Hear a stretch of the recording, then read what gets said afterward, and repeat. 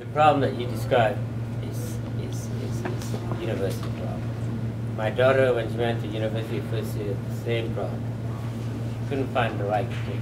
This clique interested in boys. This clique interested in drugs. But what you have to know, eventually, the good thing about being a university like RIT is big enough. You'll find a group that will eventually find a group. In my case, my daughter, she was in choir group, and she found a very nice niche girls, boys in that group, a lifelong friends. Just that one niche in that group. So I don't know what your niche will be. If you know, maybe the nice thing about here is big universities like this. There's so many things that you get opportunities on. One of the things I learned in college is how to sail and how to swim and how to scuba dive. And that's not only is an opportunity to meet people, other backgrounds. That's how you make friends. You know, because you have interests other than the same. Try ice fishing. I used to take that once because when I went to Canada, I said, look, there's 6 months of cold weather here, I better adapt. So I took all the cold sports. You know, I still didn't like it. But so that's quite universal. Don't worry. Especially cliques. Even if you're American, so I'm sure if the American girl going home now, the first thing she tells her father and mother is that there are too many cliques there, I don't fit in any one. But persevere, you'll find one. That's the nice thing about it. And while you're here, this is something to do with what you're doing. Improve your writing skills and your reading skills in things. You know, America is based, I'm sure that you've already, you know, aware, well, not just aware you are doing this, is papers are very important to, you know, avoid from plagiarizing, right? Because systems, whenever my students send papers, they will go to a system called save aside and turninit.com. It will scan your entire paper to see how many % you copy from website of this, and then once it's more than 60%, I'll just put F. So right after I told them, a student said, your papers are going to be you know, scanned, and this is just to avoid people from being, you know, having a temptation to copy. So right after that, it reduced to 3%, 5% of similar. So that's the thing. Another thing is that writing papers and doing things, and again, to take courses that are outside of your field. Right? Take electives. If you like electives in sociology, elective in political science, the Asian, whatever that, in music, in all this, you know, as much as possible, broaden your, you know, general education, broaden your, whatever you call it, tier 1 general education courses. Right? Because once you get to higher, once you doing more specialized courses, you won't have the time. Right? But that's good. And I have friends who are engineers who are, you know, in actuarial science and law. It's a double degree. I have people who are computer scientists but take dance as a major. So that's, you know, bridging the gap between this and that. So is it a tiring semester for all of you? No. How many more weeks do you have? Just started. Yes, I started 1 week. I'm sorry, you just started? We just started. Oh, okay. Oh, is this a quota system? Yes. Ah, okay. But you still look tired.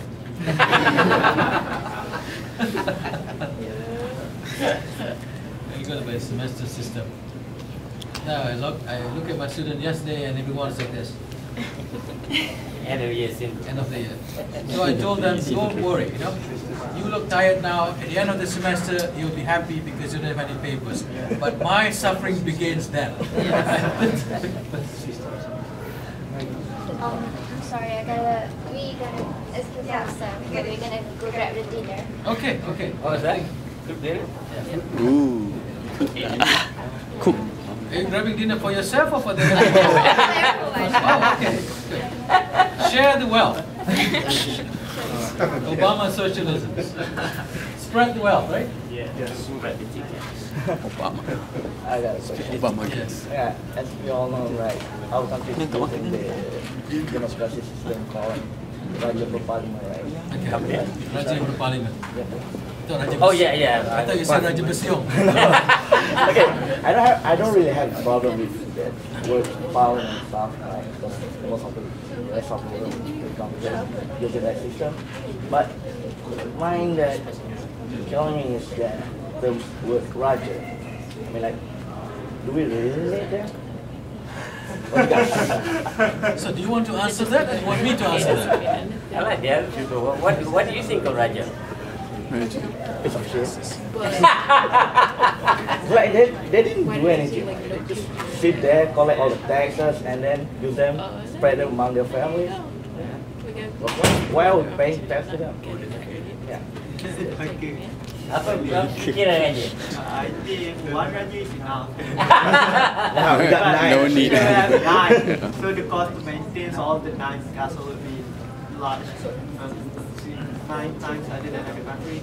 Just a survey. How many things that the Raja, the Sultan that we have, the more pain in the neck, it's beneficial. Well, let's put it. It's good to have the Raja. Good to have Raja. How many things pain in the neck? No pain. Not too bad. We got 9 of them. Yeah. I think one is here. Let's say if you don't have any Raja, so who you want to respect, you can respect them. So people are, oh, I want to be a leader. You want to be a leader, so I want to be the leader. No, we have the prime minister. Yeah, but But? the prime minister is keep changing. So we still need the Raja. So that's a symbol that we are under one. There is a textbook answer. That's actually it's a textbook answer. Like if you ask anybody who agrees with that system, that would be the answer. Well, I don't know why. Stability, one thing. Okay, is the present Raja fulfilling that function, do you think? Yeah. Is the present Rajas we have in this country fulfilling that system, that goal that you said to give continuity? Well, I think actually, I'm not against them because they did something wrong, and No, they do a lot of things wrong. not to my knowledge, but No, that I get all. my mother's friend, my mother, she's a captain, a lady captain in the golf club, so she knows about the Raja. And, she knows her quite well. Actually, she plays golf with her, but. Because they don't do anything at all. I mean, they just take the taxes and then, spend it to their liking. So I guess we don't need them, especially in our time. We have the prime minister who leads the country and then governs all where we're going to. So I mean, the time has come. Change. I don't have any experience, but I'm writing my book now, my childhood. All my experience with Rajas have been negative as a child. So I don't have very much respect. But I had 2-3 opportunities of meeting sultans when they come here. And not because they invited me, because they're inviting Americans. And the Americans say, oh, we have your sultan, just join us. So they're not invited. The sultan, I was not invited, the sultan invited me. I want to make clear that I'm not in the list, but because my American friends were invited, so I came in. So I get the opportunity of meeting them, and on the 3 occasions that I met them, before I met them, I always go to identity crisis, and I would agonize. When I meet the Sultan, how am I going to be? Shall I sembah? Shall I do this? I would agonize that. So much so that my wife said, "Don't go." They agonize too much. But in all situations, I decide what is comfortable to me. Because all these functions are in America. The first function we went, I followed a group of Stanford professors. Oh, how do you do, Your Majesty? I pakai baju Melayu. My wife insists I wear baju Melayu. Then I feel awkward, Yeah, it's okay, Western dress. But now I pakai baju Melayu, kau tak sembah. Awkward, no? But then if I sembah, last time, I never sembah, right? Because I left country when I was young. So at the very last minute, after all this agonizing, I said, finally do what is comfortable. So when the Sultan came out, I was being introduced, said, How do you do, Your Majesty? Shake hand macam tu.